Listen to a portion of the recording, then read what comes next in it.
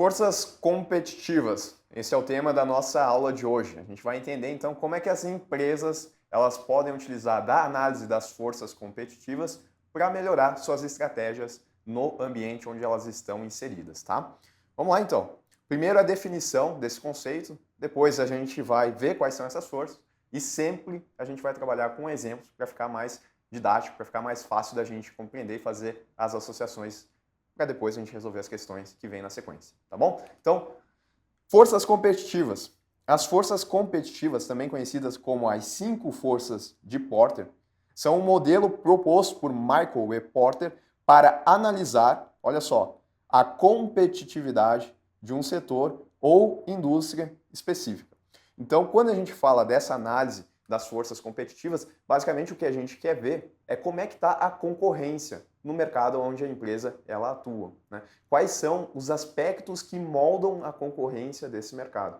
Por que é importante as empresas elas terem essa ideia, elas fazerem essa análise e compreenderem? Porque com isso elas vão poder adotar determinadas estratégias para lidar com a concorrência, para se destacar nesse ambiente competitivo. E aí, claro, né, no fim das contas, muitas vezes o objetivo principal das empresas é gerar lucro e isso vai ajudar elas a conseguir esse objetivo, tá bom? Então, olha só, são chamadas de forças, e a gente já sabe que são 5, né, dando aí um spoiler do que vem pela frente, porque elas representam os fatores mais importantes que influenciam e pressionam a competição dentro de um determinado setor ou indústria. Ou seja, as forças são elementos que moldam a concorrência do mercado. Cada uma das forças representa uma área que as empresas precisam considerar ao analisar sua posição competitiva e desenvolver suas estratégias de negócio. Então, são 5 forças e essas forças, de novo, elas são as forças porque elas que moldam a competitividade naquele setor. São os fatores mais importantes que moldam a competitividade, a concorrência naquele setor. E a empresa entender isso vai ser necessário para que ela adote uma melhor estratégia.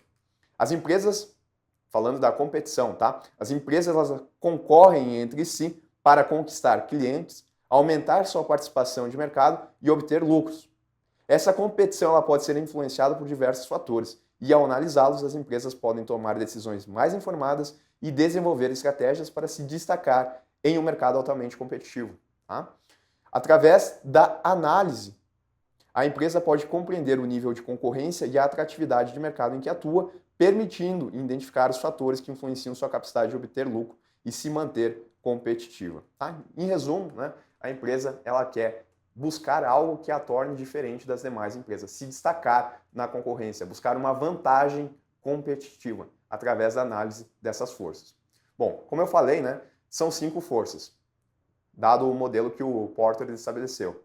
As forças são essas aqui: rivalidade entre os concorrentes, poder de negociação dos fornecedores, poder de negociação dos compradores, ameaça de produtos substitutos e ameaça de novos entrantes. Essas forças aqui, segundo o modelo do Michael Porter, elas são os elementos mais importantes que influenciam e impressionam a competição. E a empresa fazer a análise desses fatores aqui vai trazer aquela ideia dela tentar se destacar na competitividade, adotar estratégias para lidar com essas 5 forças, com esses 5 componentes que moldam a concorrência, tá?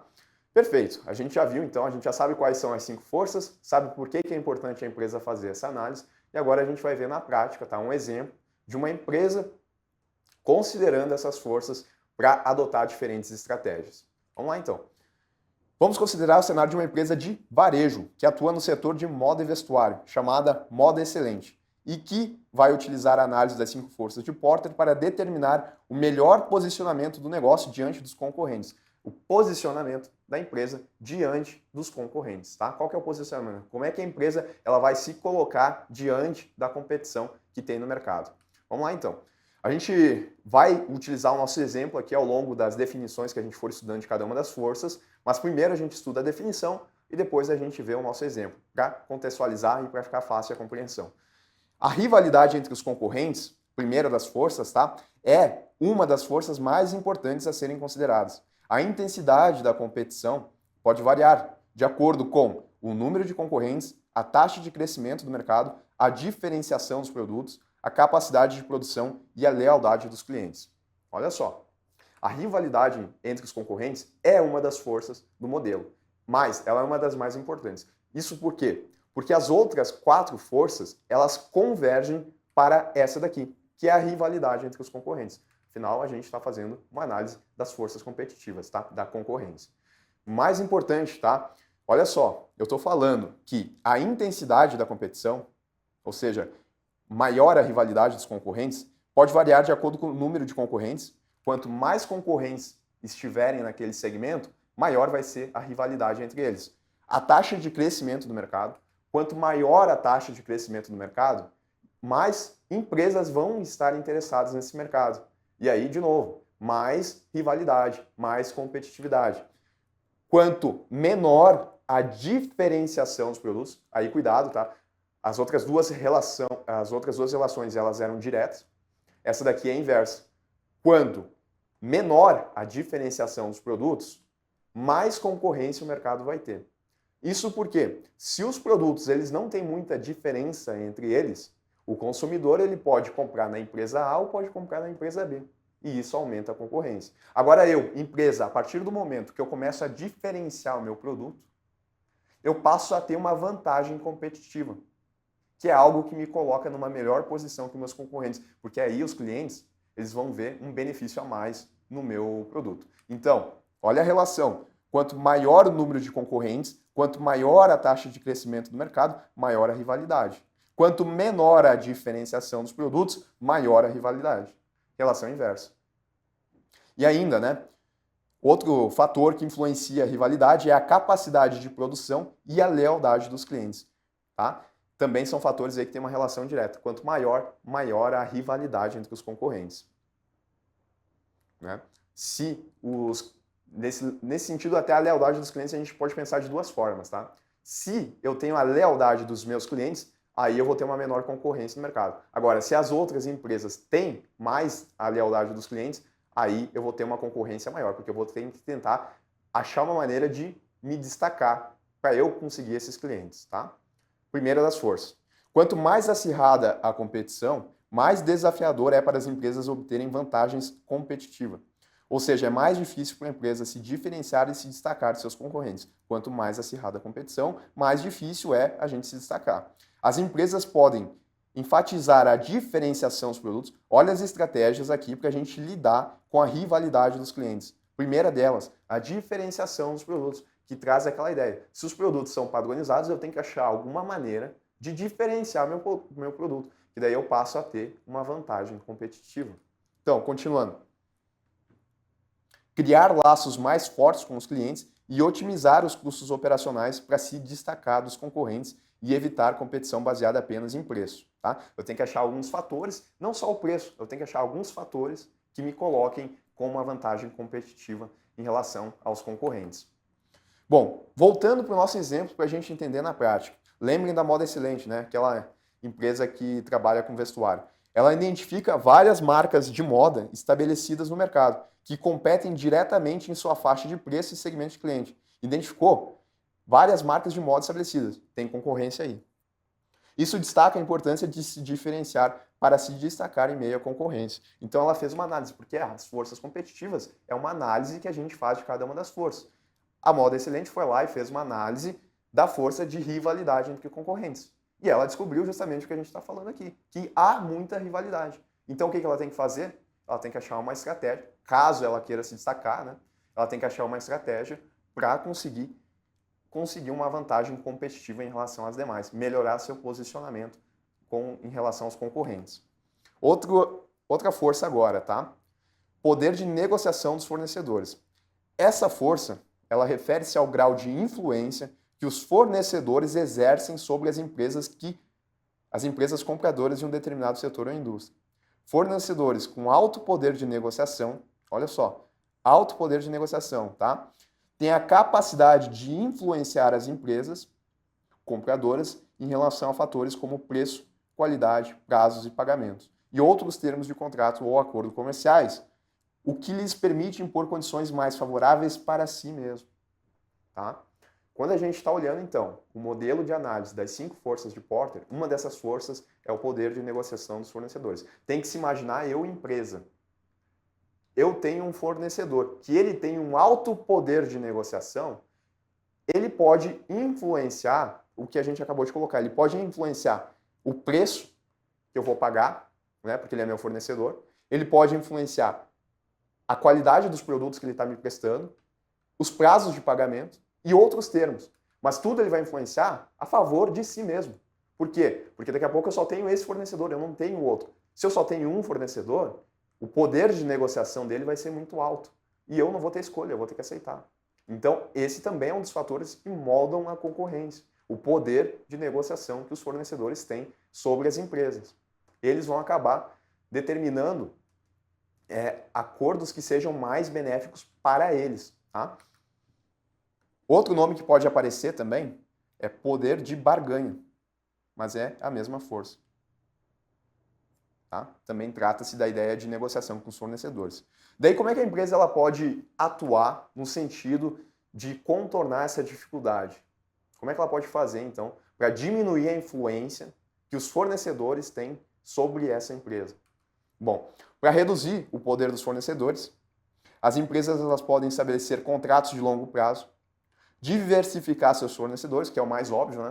Se aquele fornecedor que eu estou atuando, ele está com muito poder, faz sentido eu diversificar, mas nem sempre é possível, né? Às vezes eu tenho poucos fornecedores e eu tenho que acabar aceitando. Ou adotando outras estratégias, como contratos de longo prazo, integrar-se verticalmente para controlar mais etapas de produção. Né? Como que seria isso? Ao invés de depender de um fornecedor, eu posso controlar essa etapa de produção e eu vou acabar sendo o meu próprio fornecedor, no caso. Né? Eu começo a subir na etapa de produção. Se for viável, é uma possibilidade para a empresa. E procurar insumos substitutos para aumentar a flexibilidade e diminuir a dependência de um fornecedor específico ou de fornecedores específicos. Bom, tá?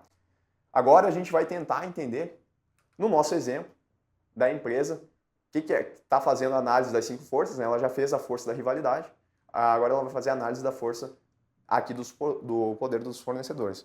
A análise que a empresa fez revela que a empresa ela depende de alguns fornecedores para obter seus produtos. Como esses fornecedores têm um alto poder de negociação, a empresa busca estabelecer novas parcerias estratégicas de longo prazo para garantir o suprimento constante de produtos de qualidade a preço competitivo. Então, uma estratégia possível é justamente essa, fazer contratos de mais longo prazo. Aí, os fornecedores eles têm que se ater ao que já foi negociado nesse contrato de longo prazo. Por que eu coloco a definição e coloco as estratégias? Porque em prova eles podem pedir quais as estratégias que as empresas podem usar para contornar essas dificuldades impostas pela concorrência. Tá? Então é importante. E uma estratégia que a gente esteja vendo aqui, por exemplo, no poder de negociação dos fornecedores, ela pode se aplicar também a outros fatores das forças de Porter. Ela não precisa ficar restrita a uma única força. A gente pode também ter essa mesma estratégia para outras forças. Tá? Vamos lá então. Poder de negociação dos compradores. Essa força, ela refere-se à capacidade dos clientes ou compradores de influenciar as empresas em um determinado setor ou indústria. Antes, quem influenciava a minha empresa, quem tinha um alto poder de negociação, um alto poder de barganha, era o fornecedor. Era aquela pessoa que a empresa está comprando. Agora não. Agora são os clientes que essa empresa está vendendo. Será que eles podem influenciar também? Geralmente a gente vê o contrário, né? Vê que as empresas elas têm alto poder de negociação, mas pode acontecer isso daqui também. Pensa o seguinte, pensa uma empresa, né, que ela vende para poucos compradores, ela não tem um público-alvo muito grande. Se ela não conseguir vender para esses compradores, ela não vai ter para quem vender. Então, esses compradores que compram dessa empresa, eles podem colocar condições de preço, de qualidade, de prazo de pagamento que são mais favoráveis a si mesmos, aos compradores. E a empresa ela não vai ter muita escolha, né, se não aceitar, a não ser que ela adote algum tipo de estratégia que contorne essa situação, que é o que a gente vai ver. Então, quando os compradores têm um alto poder de negociação, eles podem exigir preços mais baixos, melhores condições de venda, maior qualidade dos produtos ou serviços, entre outros benefícios. Se os clientes representam uma grande parcela das receitas de uma empresa, ou se existem poucos compradores que adquirem produtos em grandes volumes, esse poder vai ser amplificado. Né? Eu tenho a situação, por exemplo, que eu tenho uma empresa Não precisa ser um único comprador ou poucos compradores. Pensa que eu vendo para 100 compradores, para 100 clientes. Compradores. Desses 100, vamos supor que 5 compradores representam 80% das minhas vendas. Se eles têm um grande volume na parcela das minhas receitas, eles também vão ter, obviamente, poder de negociação ampliado. E aí eles vão, né, influenciar essa empresa a condições mais favoráveis a si mesmos. De quê? De preço mais baixo, melhores condições de venda, maior qualidade dos produtos, né, que nem a gente viu. Empresas podem responder, as estratégias que as empresas elas podem adotar. Empresas podem responder a um alto poder de negociação dos clientes através da diferenciação de produtos. Opa, Renan, olha aí, diferenciação de produtos de novo. Sim, é o que eu falei. Essas estratégias elas podem aparecer em mais de uma das forças. Por quê? Por exemplo, diferenciação dos produtos pode me ajudar numa situação onde o mercado ele tem muita concorrência, rivalidade entre os concorrentes. Primeira das forças que a gente estudou. Olha aparecendo aqui de novo no poder de negociação dos compradores. Sim, eu diferenciar meu produto pode fazer com que aquele comprador ele sinta-se mais na obrigação de comprar de mim e não de outras empresas. E aí a gente começa a restabelecer o equilíbrio, né? Eu começo a ter um pouquinho mais de poder de negociação com esses clientes. Tá bom? Então, diferenciação dos produtos, criação de programas de fidelidade, melhoramento do atendimento ao cliente e outras estratégias que buscam aumentar a dependência. Olha só, olha o que eu estou falando. O cliente sentindo a obrigação de ficar comigo. Eu estou aumentando a dependência dos clientes em relação aos seus produtos ou serviços. Tá? Então é isso. Eu vou buscar estratégias aqui que eu vou tentar restabelecer o equilíbrio. Mesma coisa aqui, quando a gente está falando do poder de negociação dos fornecedores. Eu estava adotando estratégias que me permitissem restabelecer o equilíbrio, para que o fornecedor ele não tenha um poder de barganha tão alto, tá? Vamos lá. Os clientes são altamente sensíveis a preço. Lembrem, né? Análise da nossa empresa. Não lembro se eu li aqui, né? Busca estabelecer novas parcerias. Vamos ler isso daqui, eu não lembro se eu li. Vamos ler então. O exemplo da nossa empresa no poder de negociação dos fornecedores. A análise revela que a empresa depende de alguns fornecedores para obter seus produtos. Como esses fornecedores têm um alto poder de negociação, a empresa vai buscar estabelecer parcerias estratégicas de longo prazo para garantir o suprimento constante de produtos ou de qualidade a preços competitivos. Tá adotando, então, parcerias de longo prazo. E aqui, no poder de negociação dos compradores, vamos ver. Os clientes são altamente sensíveis a preço. Foi isso que a análise identificou. Ou seja, se eles são sensíveis a preço, se eu começo a subir o preço do meu produto, os clientes vão cair fora. Isso a análise está revelando. E tem muitas opções disponíveis no mercado. Se eles têm muitos produtos substitutos, é mais difícil eles ficarem independentes de mim, né? Eles vão ter mais poder de negociação. Para lidar com essa questão, a nossa empresa oferece programas de fidelidade e descontos especiais, além de manter um foco contínuo na qualidade dos produtos e no atendimento ao cliente. São todos os fatores que vão ajudar aí a essa empresa aumentar a dependência dos clientes em relação a seus produtos e serviços. Tá? Outra força, ameaça de produtos substitutos. Essa força refere-se à possibilidade de outros produtos ou serviços substituírem os produtos ou serviços oferecidos por uma empresa em um determinado setor ou indústria. Então, né, se eu tenho que os meus concorrentes eles estão fazendo produtos semelhantes ao meu, não tem muita diferença entre esses produtos, os clientes vão olhar e vão poder acabar comprando desse outro fornecedor. Pode ser um produto com as mesmas características, pode ser um produto com características diferentes. Aquilo que ameaçar a minha empresa nas vendas vai ser produtos substitutos que os clientes vão poder estar indo na concorrência. É mais uma força aí. Se os clientes considerarem os substitutos viáveis, como satisfatórios ou superiores em termos de preço, qualidade ou desempenho, ou em qualquer uma dessas dimensões, eles podem fazer a troca. Se eles fizerem a troca, o que vai acontecer? Isso vai afetar diretamente a demanda pelos produtos da empresa original. Isso pode levar as empresas a inovar estratégias, então, para a gente contornar esses produtos substitutos. As empresas podem inovar, melhorar a qualidade, aumentar a eficiência ou reajustar os preços para manter sua base de clientes. Então, estratégias aí para a empresa contornar essa força aqui. E a nossa empresa? Bom, ela percebe que os produtos substitutos, como roupas de segunda mão ou aluguel de vestuário, estão ganhando popularidade. Olha só. Para enfrentar essa ameaça desses produtos substitutos, né, roupas de segunda mão e aluguel de vestuário, a Moda Excelente diversifica sua oferta, investindo em roupas sustentáveis e lançando uma linha de aluguel de roupas para atender a demanda crescente por opções mais econômicas e sustentáveis. Então, olha só o que a empresa fez, tá?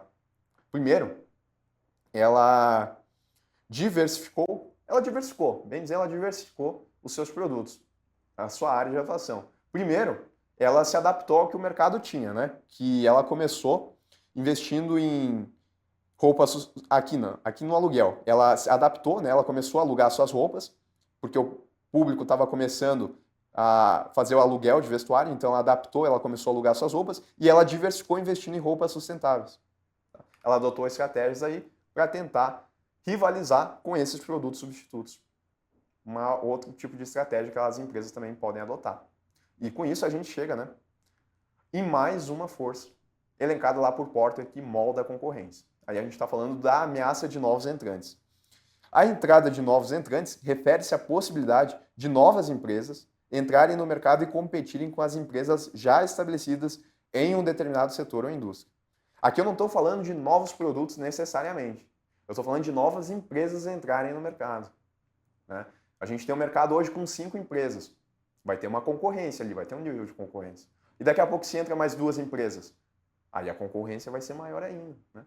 Essas 2 empresas, elas vão tentar se destacar, vão tentar chamar cliente para elas. E as demais empresas também, né? Não vão tentar deixar isso acontecer. E aí a rivalidade como um todo, ela vai aumentar. Então, um dos fatores que molda a concorrência. Se os clientes perceberem que os produtos ou serviços oferecidos pelos novos entrantes são equivalentes ou superiores aos já disponíveis, podem ocorrer mudanças na participação do mercado, né? Tem empresas aí que vão perder receita. Barreiras à entrada, como patentes, economias de escala, acesso a canais de distribuição e lealdade à marca, podem influenciar o grau de facilidade com que as novas empresas podem entrar no mercado. Tá? Se eu tenho muitas barreiras à entrada, vai ser mais difícil para que novas empresas entrem nesse mercado. Uma barreira à entrada. Vamos pensar que a gente está falando no setor de energia, né? Vamos pensar aí que ele seja totalmente privado. Para que uma empresa entre no setor de energia, qual que vai ser o investimento que ela vai ter que colocar? Não vai ser qualquer empresa que vai ter o investimento necessário para começar o negócio. Então, por si só, esse tipo de mercado, ele já afasta novos entrantes, porque as barreiras à entrada, elas são muito grandes. Tá? Então, quanto mais barreiras à entrada a gente tiver, mais difícil vai ser para que aconteçam novos entrantes. E aí a concorrência não vai ficar tão grande. Agora, e o contrário, né? Mercados de concorrência perfeita, que são aqueles em que os produtos são padronizados, por exemplo, eles permitem que novas empresas entrem. E isso faz com que a concorrência ela fique maior ainda. Por isso que esses mercados são chamados de mercados de concorrência perfeita. Para o consumidor é muito bom. Agora, para as empresas que estão ali, pode não ser tão interessante, porque elas constantemente vão estar se preocupando aí com a concorrência. A capacidade de novos concorrentes em superar essas barreiras pode determinar o nível de ameaça que representam para as empresas estabelecidas, né? Então, se a gente tem poucas barreiras à entrada, a capacidade das empresas novas de ultrapassar, de superar essas barreiras, vai ser grande. E aí, né, vai ameaçar a posição da nossa empresa. E no exemplo, tá aí o exemplo para nós. A análise mostra que o mercado de moda é atraente para novos empreendedores, devido às baixas barreiras de entrada. Para lidar com essa ameaça, né, descobriu aí que o mercado está chamando a atenção dos concorrentes, a Moda Excelente investe em sua marca, em reputação, promove campanhas de marketing impactantes e foca em oferecer uma experiência de compra diferenciada, criando assim uma forte identidade no mercado. Acabou de adotar uma estratégia aí para tentar se destacar. Que, em resumo, é isso.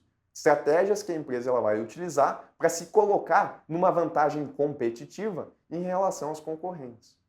Tá bom? São essas estratégias.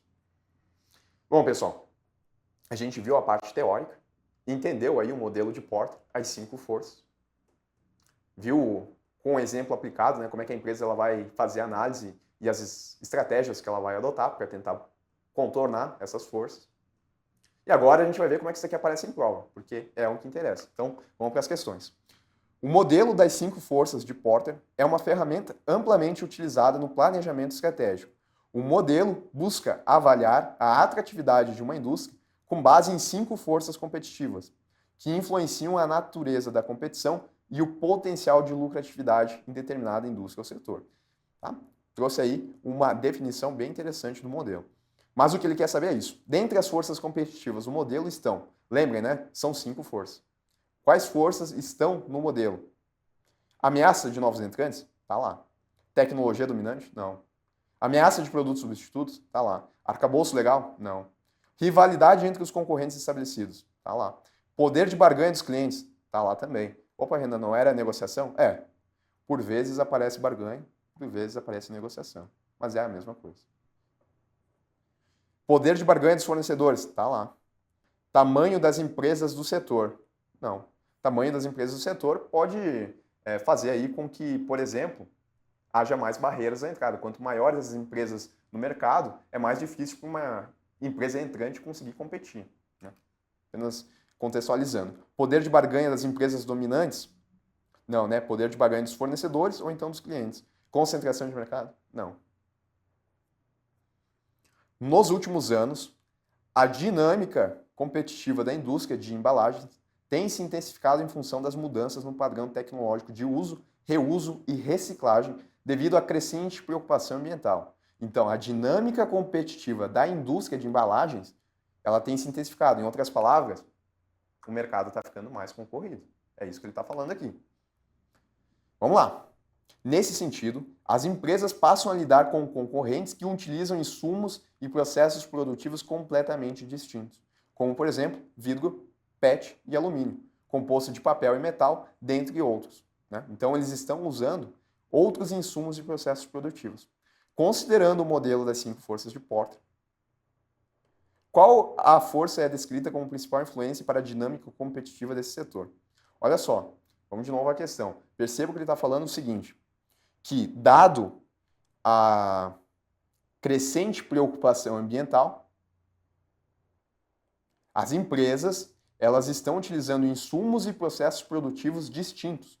Por exemplo, vidro, PET, alumínio, composto de papel e metal, dentre outros. Elas estão usando, em resumo, itens que são substitutos. E aí a gente tem a nossa resposta aqui. Quando ele pergunta qual força é descrita como a principal influência para a dinâmica competitiva do setor, a gente tem os substitutos. Porque, dada essa crescente da preocupação ambiental, as empresas estão adotando outros processos, como os citados aqui, substitutos do que a gente tem hoje. Força aí na letra B. De acordo com o modelo de Porter de análise competitiva, o ambiente da organização é influenciado tanto pela barganha, ou negociação, né, dos clientes, quanto pelo poder de barganha de seus fornecedores. E aí, certo ou errado? Certo, né? Está entre as duas forças lá do modelo de Porter. Poder de negociação dos fornecedores, poder de negociação dos compradores, que vão exigir condições melhores para si mesmo, vão influenciar a empresa para exigir condições melhores para si mesmo. Então, resposta aí, certo.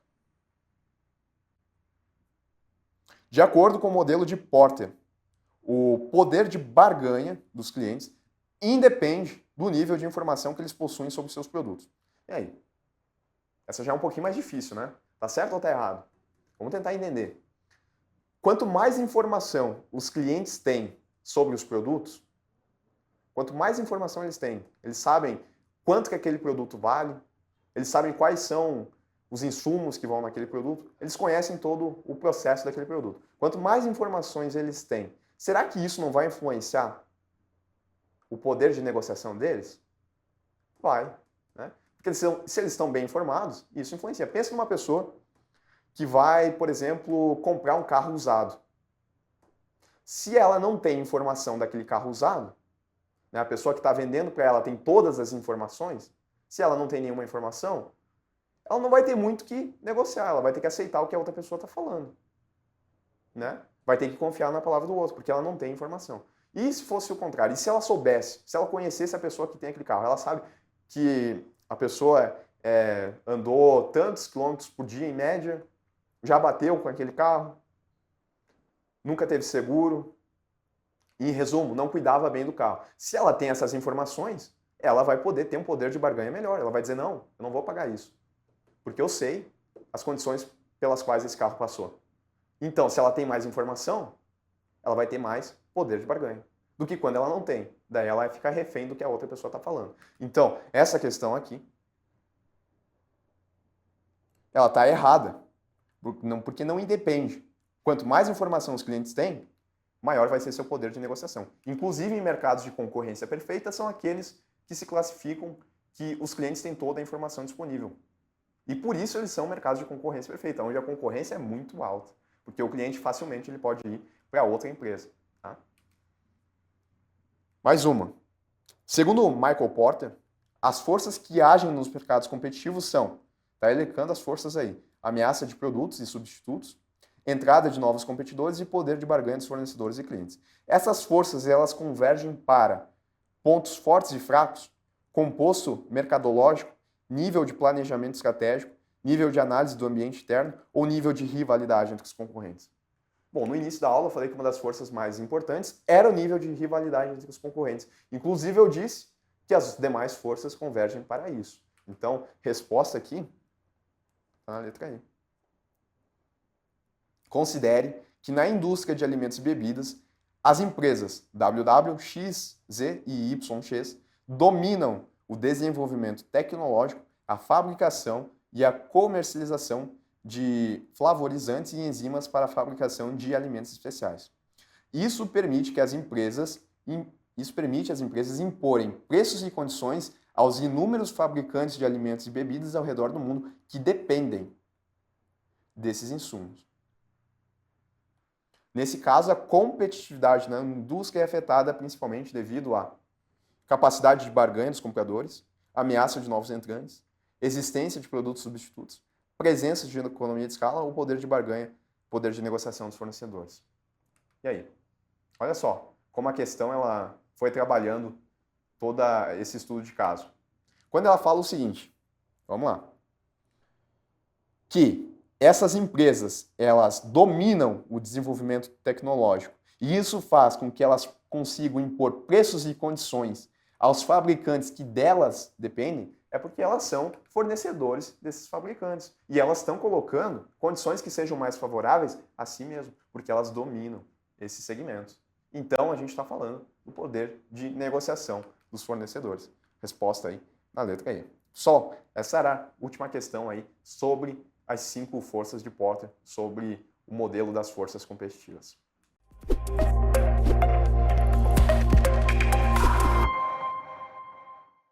Imagem institucional, identidade e posicionamento.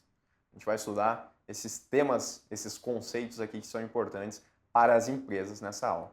Então, vamos começar com a imagem institucional. A definição diz o seguinte: a imagem institucional é a percepção geral que o público, e aí quem que é esse público? Incluindo nele clientes, colaboradores, parceiros e a sociedade em geral tem de uma empresa ou organização.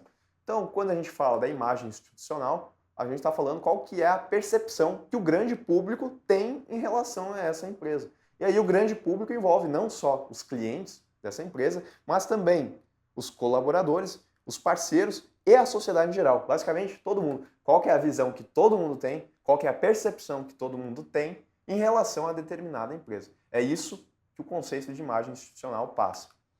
Essa percepção, ela é moldada, ela é influenciada por diversos fatores, como a reputação da empresa, sua cultura organizacional, a qualidade de seus produtos ou serviços, suas ações sociais e ambientais, agora mais do que nunca, né, um tema em pauta, bem como a sua postura diante de questões éticas e sociais, também muito em alta, tá? Então, dados esses fatores, né, como a empresa age em cada um desses fatores, a gente tem a percepção que os clientes moldam dessa empresa, que na verdade é a sua imagem, é como o público enxerga essa empresa, de modo que ela atue nesses fatores. Tá? Então, por exemplo, será que uma reputação da empresa boa, uma qualidade boa de seus produtos e serviços, será que isso daqui não vai passar uma imagem mais positiva da empresa? Vai.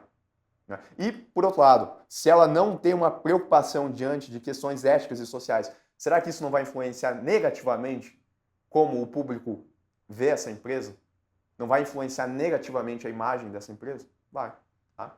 Então, a empresa ela tem que constantemente trabalhar esses fatores no sentido de melhorar a sua imagem institucional, porque isso vai ser bom para a empresa no seu longo prazo, né?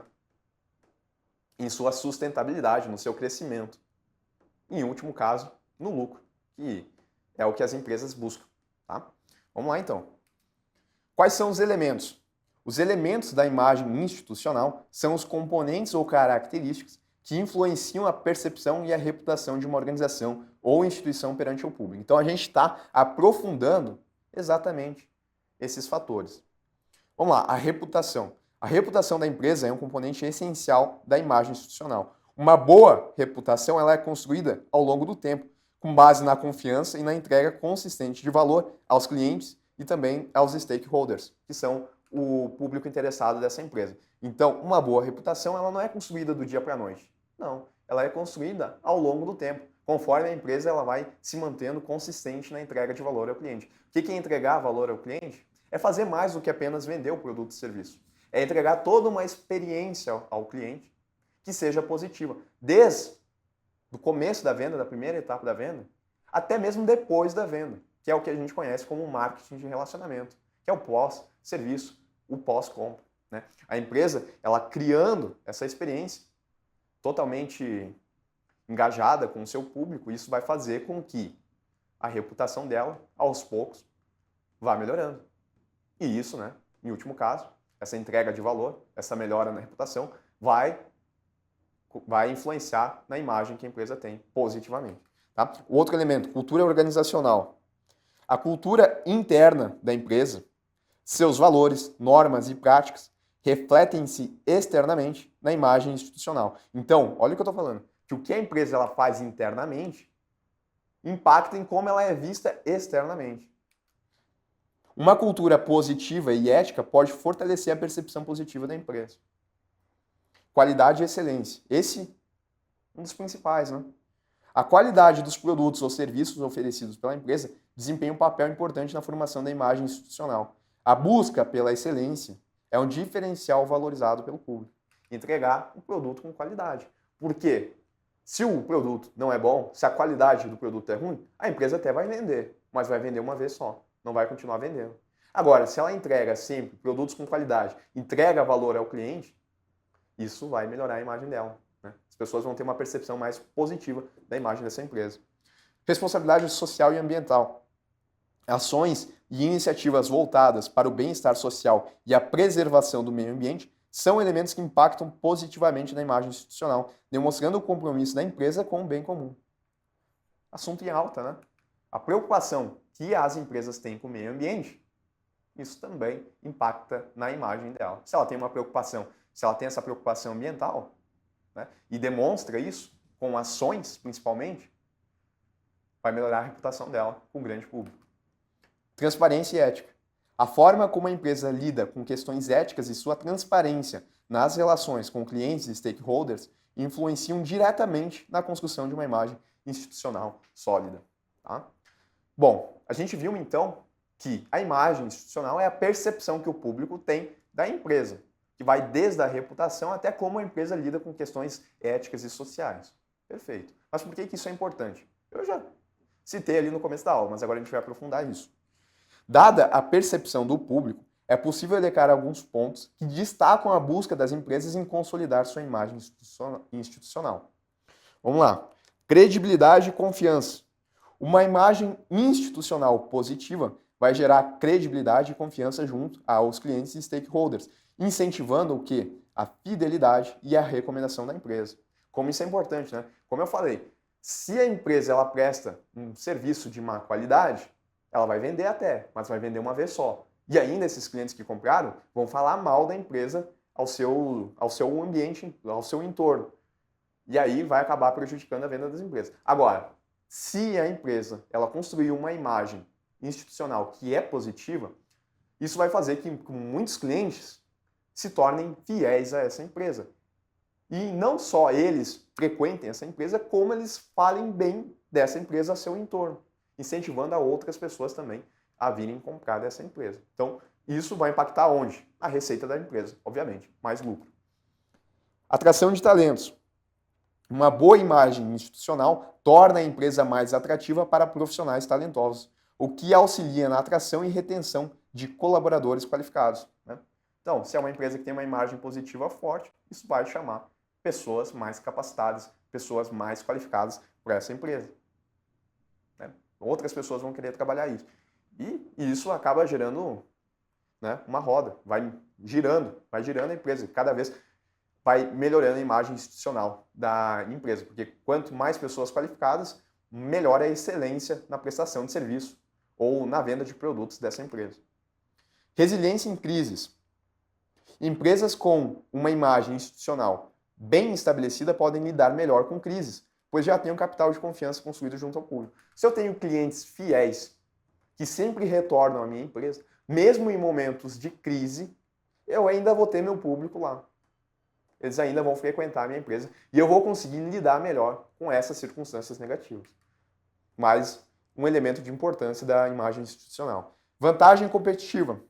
Talvez o grande fator, né? Uma imagem institucional positiva é uma vantagem competitiva que pode diferenciar a empresa em um mercado concorrido. Então hoje, onde a gente tem tantos segmentos da economia em que a concorrência é tão acirrada, qualquer fatorzinho que seja uma vantagem competitiva para a empresa, isso vai a diferenciar dos demais e vai impactar, com certeza, na receita que essa empresa tem. Tá? Então, são elementos que, de novo, em última análise, vão levar a mais receita, vão levar a mais venda, que é o que as empresas acabam buscando. Como é que a gente faz a construção e a gestão dessa imagem institucional? No intuito de desenvolver a sua imagem institucional, as empresas elas podem investir seus esforços em um conjunto amplo de ações. Então, agora, a empresa ela percebeu que ter uma imagem institucional positiva é bom para os seus negócios. O que a gente vai fazer, então, para construir essa imagem? Primeiro, comunicação efetiva. A empresa deve comunicar consistentemente seus valores, missão e visão por meio de canais de comunicação adequados. Lembre-se que é o que a empresa faz internamente que vai influenciar como ela é vista externamente. E para que ela seja vista, ela tem que externalizar, né, o que ela está fazendo, sua cultura, seus valores, seu propósito. Engajamento com a comunidade. A participação em ações e projetos sociais que estejam alinhados aos valores da empresa ajuda a reforçar a imagem institucional. Lembra de um dos elementos que é como a empresa lida com questões éticas e sociais? Então, começar a participar ativamente de ações e projetos sociais, com certeza vai melhorar a percepção dessa empresa em relação ao grande público.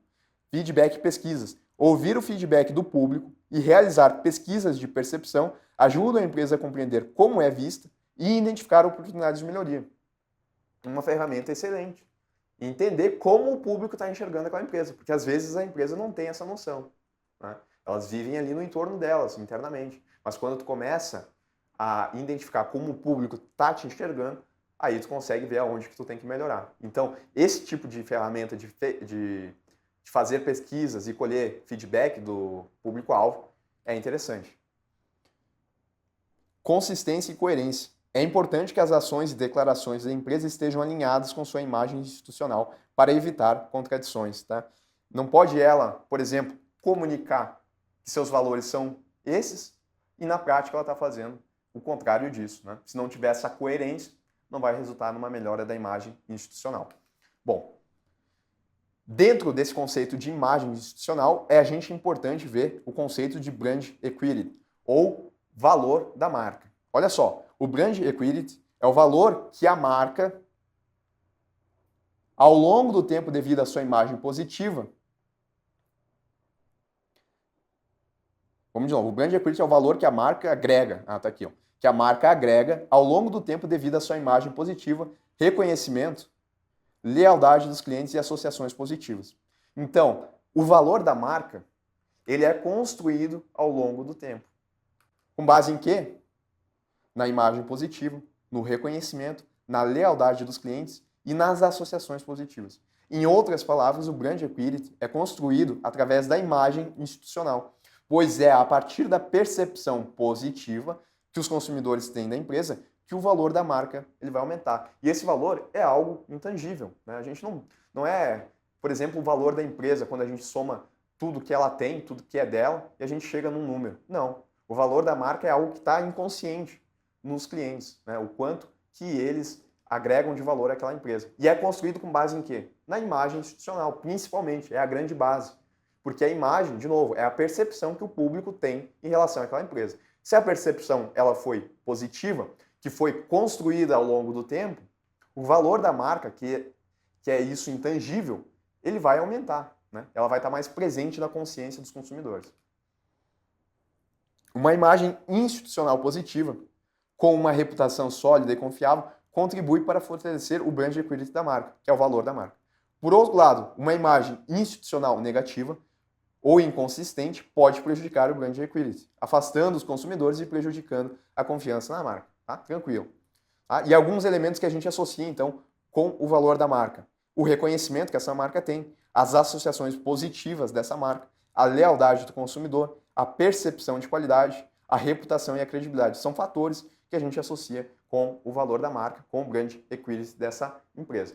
Então, quanto maior a positividade com que o grande público vê essa empresa, melhor é a sua imagem, que vai acabar agregando valor na marca. Correto? Bom, e a identidade? Porque a gente está estudando a imagem institucional, a identidade e posicionamento. Agora a gente vai falar da identidade. A imagem institucional ficou claro, que é a percepção que o público tem da empresa e que ela é importante para a empresa se destacar da concorrência, principalmente, gerar mais lucros no fim das contas. Isso a gente entendeu, a percepção que o público tem. E a identidade, vamos lá.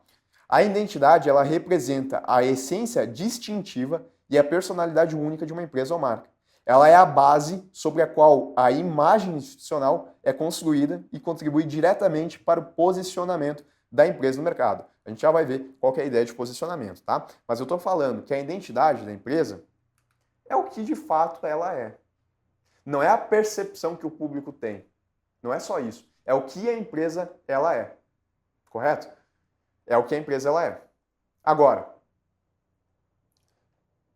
a percepção que o público tem vem diretamente disso, né? A empresa é o que ela é a identidade. Isso vai fazer com que as pessoas tenham uma percepção dessa empresa, que pode ser positiva ou negativa. Se a identidade da empresa ela não transparece aquela cultura que é aceita pelas pessoas, a imagem institucional, que é a percepção do público, vai ser negativa. Agora, se ela tem uma cultura ética, social, tem preocupação com o meio ambiente, tal como a gente viu nos elementos da imagem institucional, aí a percepção do público vai ser positiva. Olha só, falando sobre a identidade, ela compreende os elementos visuais, verbais e conceituais que representam a empresa. Isso inclui logotipo, cores, tipografia, linguagem, valores, missão e visão. Tudo isso daqui faz parte para definir o que a empresa é, a sua identidade. A identidade é a forma como a empresa se apresenta ao mundo, sendo um reflexo de sua cultura e dos valores que deseja transmitir. Uma identidade bem definida e consistente contribui para a construção de uma imagem institucional sólida e coerente. Claro, né? Porque uma identidade bem definida e consistente vai fazer com que as pessoas tenham uma percepção melhor dessa empresa. Vai melhorar a sua imagem institucional. Tranquilo. O que é fundamental para ganhar a confiança e lealdade dos clientes e stakeholders. Aí, tá? Só para título de exemplo, eu peguei uma marca que é bastante conhecida de todo mundo e tentei elencar aí alguns elementos da identidade dessa empresa, com base, né, de elementos visuais. Os elementos visuais que essa empresa ela utiliza para tentar passar o que essa empresa é ao grande público. Tá? Vamos lá então. Logotipo. Essa empresa é a Apple, né? O logotipo da Apple é uma das identidades visuais mais reconhecíveis no mundo. Ele consiste em uma maçã mordida, geralmente na cor prateada, preta ou branca, sobre um fundo sólido. Esse logotipo ele é uma representação simples da marca, transmitindo a ideia de inovação, criatividade e simplicidade. É isso que a empresa está tentando passar com esse elemento aqui, o logotipo, que faz parte da identidade dela. Então não é só a maçã por ser uma maçã. Tem todo um significado que transmite essa ideia de inovação, criatividade, simplicidade. Identidade verbal. A Apple é conhecida por sua abordagem de comunicação simples. Seu lema, Think Different, pense diferente, É um exemplo de como a empresa utiliza a linguagem para destacar sua filosofia. Identidade conceitual. A identidade conceitual da Apple está enraizada em sua cultura corporativa e valores. A empresa busca constantemente a inovação em seus produtos, com foco em criar tecnologia que seja intuitiva e fácil de usar. Então a empresa utilizando aí de elementos verbais e visuais para transmitir os seus valores, a sua cultura, a sua ideia de inovação. Tá? E claro, né, se ela transmite isso, que na essência é o que ela busca ser, isso vai fazer com que a imagem do público, a imagem institucional, a percepção que o público tem dessa empresa, seja positiva, seja negativa. Bom, e o posicionamento? O posicionamento de uma empresa é a forma como ela deseja ser percebida em relação aos concorrentes no mercado. A identidade é um dos principais pilares para o posicionamento, pois é através dela que a empresa comunica sua proposta única de valor e diferenciação. Um posicionamento eficaz requer uma identidade clara e autêntica que transmita as vantagens competitivas, os atributos únicos da empresa em relação aos seus concorrentes. Tá? Então, assim, vamos lá. Imagem institucional é a percepção do público em relação à empresa. Identidade é o que a empresa é, o que ela transmite. E posicionamento. Qual é a relação da empresa com os seus concorrentes? Como ela é percebida em relação aos seus concorrentes? E todos esses fatores, na verdade, eles estão elencados, né? Desde a imagem institucional, que é essa percepção do público, que vem da identidade que a empresa tem, até o posicionamento da empresa, que é como ela é percebida em relação aos concorrentes. Tá? Tudo relacionado um com o outro. E aí, em relação à Apple, de novo, tá? Ela posicionou-se como uma marca de tecnologia premium, focada em oferecer produtos de alta qualidade, design elegante e experiência do usuário diferenciado. É assim que ela quer ser vista, é assim que ela quer ser vista em relação aos seus concorrentes. Essa é a percepção do público em relação aos concorrentes. Sua estratégia de marketing enfatiza simplicidade, usabilidade e inovação de seus dispositivos, mostrando como eles podem melhorar a vida das pessoas. Tá certo? Bom, vamos ver como é que isso daí aparece em prova. O Brand Asset Evaluator, da agência de publicidade W, avalia a força de uma marca, tá? Com base em 4 dimensões da percepção do consumidor. Diferenciação, que é o que faz a marca se destacar. Relevância, o grau em que os consumidores sentem que ela atende às suas necessidades. Vamos destacar esses pontos, né? Porque é uma definição interessante aqui da César Graham Hill. Então, diferenciação, relevância, conhecimento, quanto os consumidores sabem sobre a marca e estima, o nível em que os consumidores admiram e respeitam a marca. Beleza. Trouxe aí uma definição interessante para nós do Brand Asset Evaluator. Marcas com forte brand equity possuem altos índices nessas 4 dimensões. O que é um forte brand equity? A gente já viu. O brand equity é o valor da marca. Então, marcas com alto valor possuem altos índices nessas 4 dimensões. A diferenciação, que é o que faz ela se destacar. O grau que os consumidores sentem que ela atende às suas necessidades, que tem a ver com a relevância. Quantos os consumidores sabem sobre a marca, que é o conhecimento, e o nível que os consumidores admiram e respeitam a marca, estima. Né? Perfeito. Quanto mais isso, maior essas dimensões, maior o valor da marca. A partir da informação acima, define-se brand equity como a vantagem sobre os concorrentes, obtida com o fornecimento de mais valor para os clientes através de diferentes estratégias. Vamos deixar essa de lado, né? Porque a definição dela está interessante. Expansão de marcas existentes para nova categorias de produtos, com outras formas, cores, tamanhos. Aqui não tem nada a ver, né? Desenvolvimento de marcas sob medida para atender às necessidades e aos desejos de grupos de consumidores locais. Também não. Efeito diferenciador, que influencia na forma como o consumidor pensa. Olha aqui, efeito diferenciador. Uma das dimensões é a diferenciação, que é o que faz a marca se destacar.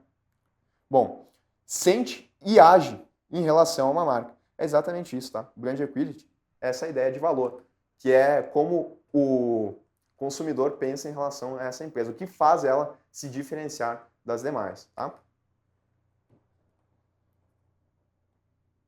Lugar que o produto ocupa na mente dos consumidores, em comparação com os produtos das marcas concorrentes. Não.